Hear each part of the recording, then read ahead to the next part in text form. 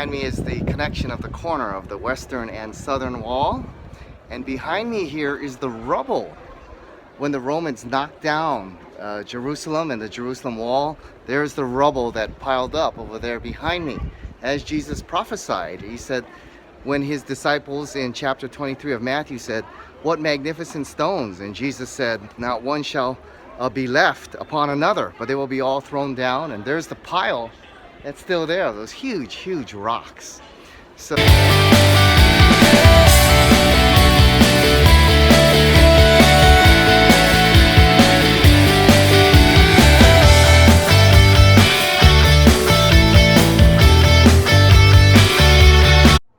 I am under the western wall here in one of these tunnels that are underneath the western wall here. You can see they're quite narrow and stretch all the way along the western wall here. Pretty impressive construction here by the Jews.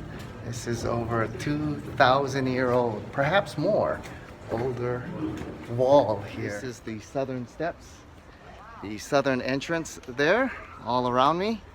These are the main entrance into the first century temple that the Jews would walk and enter into the temple. So this are the original steps right here where Jesus probably walked to go into the temple.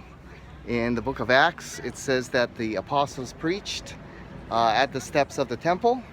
So it's probably here on these temple steps that Peter and Paul and the apostles preached. And that would be ideal, because this is the main entrance to the temple here. And so all the people would be walking in this way, so it'd be an ideal place for them to be preaching and sharing the gospel.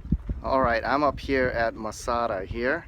This is the legendary fortress where Jews in about 70 AD held out against the Romans here. So this is the Garden of Gethsemane, where Jesus prayed before he went on trial, knowing the crucifixion and the tremendous agony he would face soon.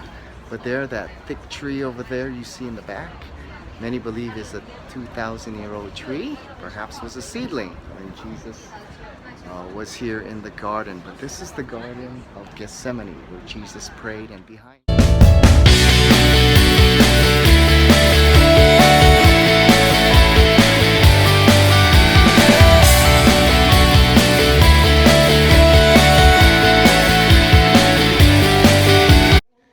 we are walking down the fabled canyons of Petra. Petra, of course, was the land of the Edomites, and in the book of Obadiah and Jeremiah it was prophesied because they rejoiced at the fall of Israel and even helped the Babylonians in conquering the nation of Israel, their cousins, whom they were supposed to help. God would judge this nation. And although they dwelt in the cliffs in this impenetrable fortress that we are coming up to, that one day they would be judged by God. Oh, and here comes a horse here.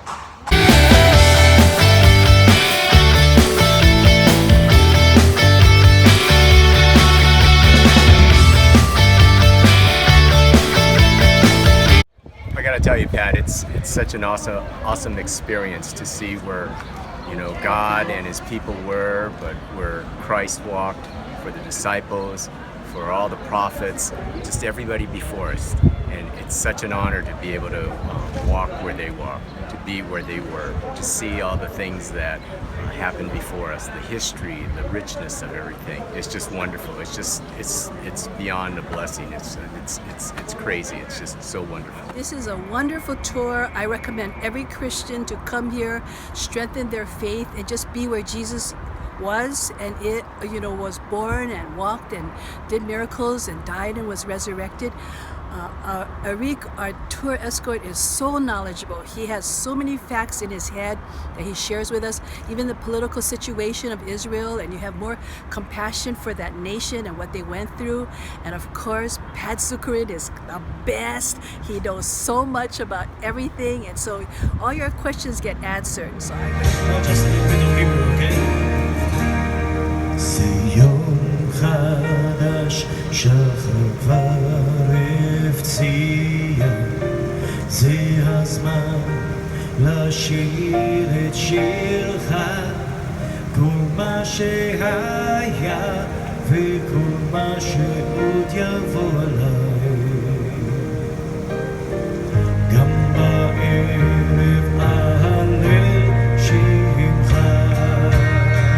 Bless the Lord, bless the Lord, oh my soul, oh my soul, worship His holy name. Sing like never before, oh my soul, I'll worship Your holy name. Sing one more time. Well, that's the conclusion of our wonderful time here in the Holy Land, the land where Jesus, the apostles, and the prophets walked. I hope you enjoyed the brief video clips that I was able to share with you and experience a little bit of that experience with us. So, from all of us here in Israel, we say for one last time, Shalom.